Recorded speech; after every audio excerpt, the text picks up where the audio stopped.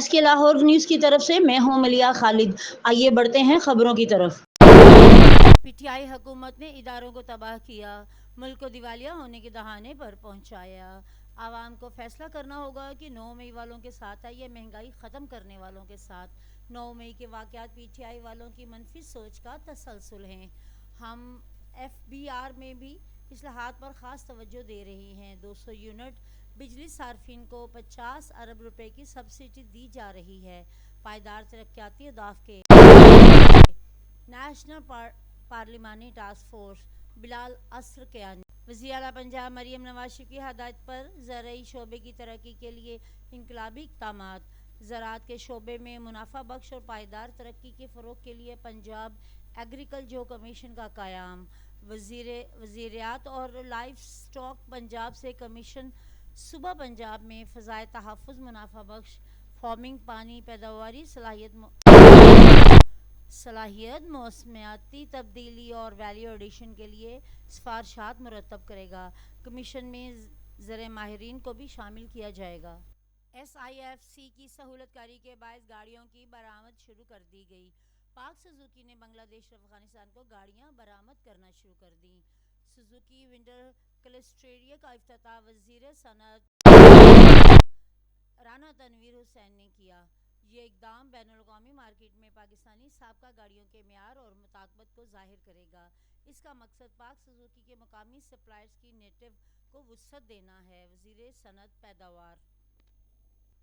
غزہ میں فلسطینیوں کی نسل کشی کا سلسلہ جاری۔ اسرائیلی افواج کے تازہ حملے، 16 فلسطینی شہید، متعدد زخمی۔ غزہ شہر پر قابض فوج کی بمباری، 3 بچوں سمیت 5 افراد شہید۔ مغربی کنارے کے علاقے تلکرم میں گاڑی پر حملے میں 5 فلسطینی شہید۔ خان یونس میں ایک گھر پر سے ہوئے حملے میں بچوں سمیت 4 افراد شہید، متعدد زخمی۔ برج پناہ گزین کیمپ میں اسرائیلی فوج کی چھاپہ مار کارروائیاں، فائرنگ سے ماں اور بچہ شہید۔ مقبوضہ بیت المقدس کے شمال مشرقی علاقے میں جھڑپیں، اسرائیلی افراد کی فائرنگ سے 3 فلسطینی زخمی۔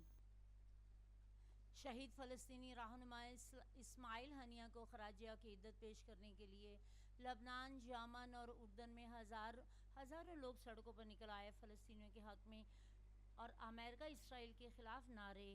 مظاہرین نے اسماعیل ہنیہ اور حزب اللہ کمانڈر فواد شکر کی تصاویر اٹھا رکھی تھیں۔ مظاہرین کا اسرائیل کے خلاف کارروائی کا مطالبہ۔ اسرائیل پر ممکنہ حملے کا خطرہ۔ امریکہ کا مشرق وسطی میں اضافی بحری جہاز اور لڑاکا طیارے تعینات کرنے کا اعلان۔ میزائل ڈیفنس فورسز بھی کسی بھی خطرے کی صورت میں تعینات کے لیے تیار رہیں۔